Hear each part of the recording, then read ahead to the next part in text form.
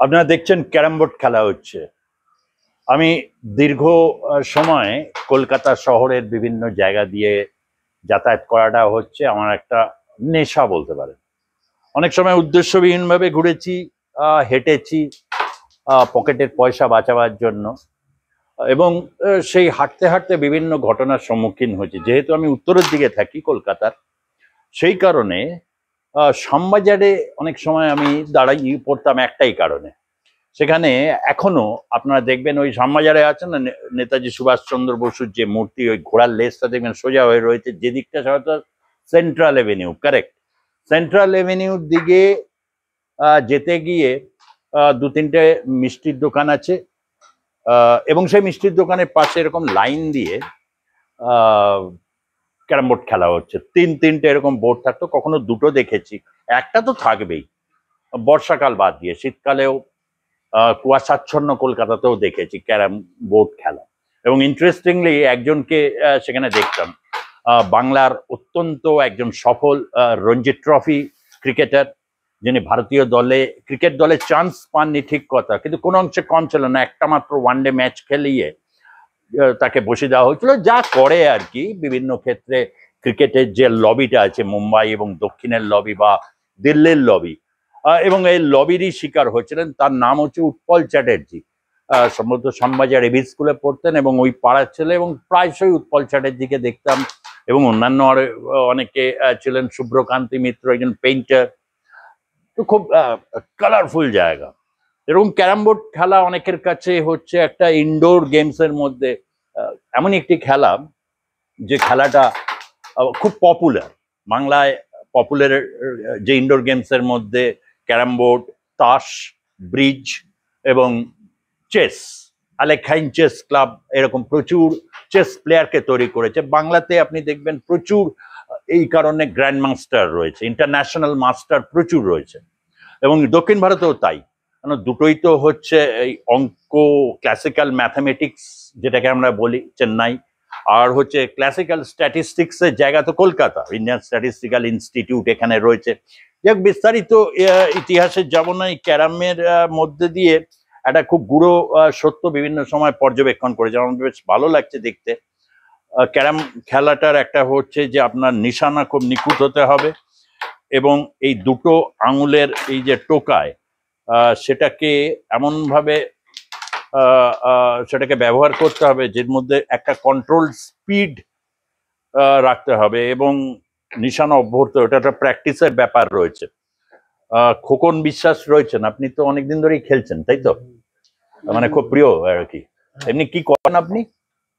অফিসে কাজ করি, আর সন্ধ্যাবেলা একটু টাইম পেলে সন্ধ্যেবেলায় একটু টাইম বার করলে হয়তো, মানে একটু টাইম বার করাটা অনেক হচ্ছে, কিন্তু আমি দেখতে পাচ্ছি অনেকে রয়েছেন মানে তার পার্টনারও রয়েছে, 1:1 হচ্ছে, অর্থাৎ সাদা কালো।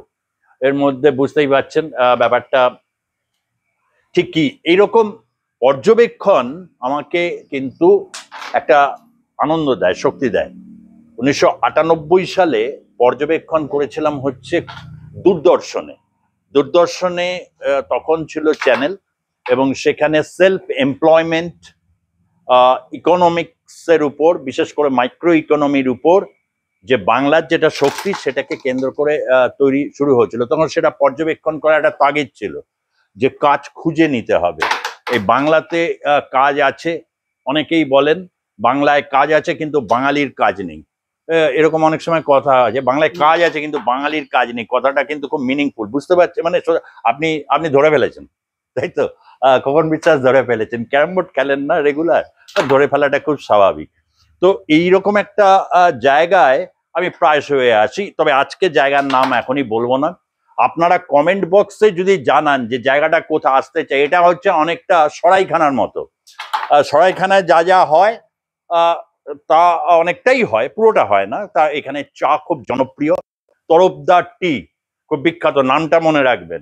নিউ টাউনে এসে আপনাকে বলতে হবে, নিউ টাউন খুব বড় জায়গা, তার মধ্যে যে জায়গাটা হচ্ছে কগনিজেন্টের পাশ দিয়ে আসছে, রাস্তার অনেকটা যেতে হবে। ওখান থেকে আপনি জিজ্ঞেস করবেন তরফদার টি কোথায়, তাহলে দেখুন খুঁজে বার করতে পারেন কিনা, সবটা কমেন্ট বক্সে জানাবেন, তাহলে এটা বলতে সুবিধা হবে। অনেকটা সরাইখানার মতো এই কারণে বলছি যে এখানে তরফদার দা আর কি একজন বিশ্বকর্মা, কিরকম সেটা আমি পর্যবেক্ষণ করেছি, আপনাদের কাছে বিভিন্ন সময় সেটা জানাবো কিরকম হয়। যেমন অত্যন্ত একটি গুরুত্বপূর্ণ চরিত্র এই কলকাতা এবং এই আশেপাশের নগর জীবনে, অত্যন্ত গুরুত্বপূর্ণ চরিত্র।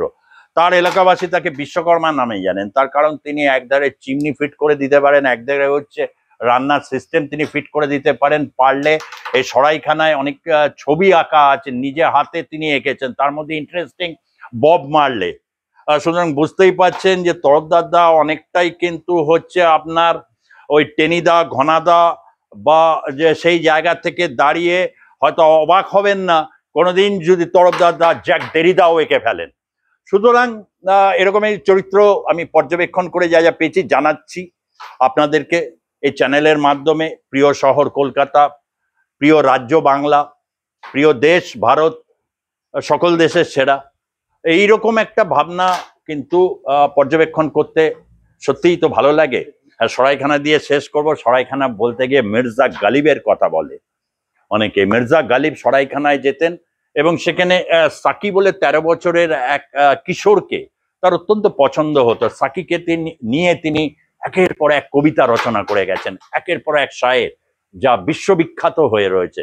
সেই গালিবের প্রিয় সাকি কলকাতা আছে, ওই সাকি বার যেখানে বসে হয়। এখানে ওরকম মহল নয়, এখানকার মহল আপনার বুঝতেই পাচ্ছেন একটু অন্যরকম, খুব নস্টালজিক করে দেবে। একটা কোথাও কলকাতার পাশেই এরকম একটা এথনিক একটা স্টাইল এখানে রয়েছে, অত্যন্ত এখানে দুর্দান্ত সব লোকজন আসে, তাদের প্রত্যেকের সাথে পরিচয় করিয়ে দেবো। আজ এই পর্যন্তই থাক, ভালো থাকবেন, সুস্থ থাকবেন, আর বলুন জয় কলকাতা।